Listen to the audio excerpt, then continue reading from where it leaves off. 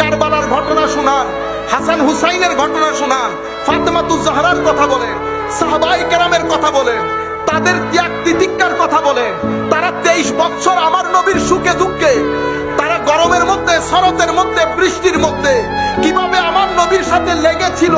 পরিবার পরিজন ছেড়ে দিয়েছে, বাবা ছেলের বিরুদ্ধে দাঁড়িয়ে গেছে, ছেলে বাবার বিরুদ্ধে দাঁড়িয়ে গেছে, আত্মীয় আত্মীয়তার সাথে দাঁড়িয়ে গেছে, ভাইয়ে ভাইয়ের বিরুদ্ধে দাঁড়িয়ে গেছে আমার নবীর কারণে। সেই নবীর উম্মত আমরা, সে সাহাবায়ে কেরামের পদাঙ্ক অনুসরণকারী আমরা, সে আহলে বাইত রাসূলের মহব্বতের স্লোগানধারী আমরা।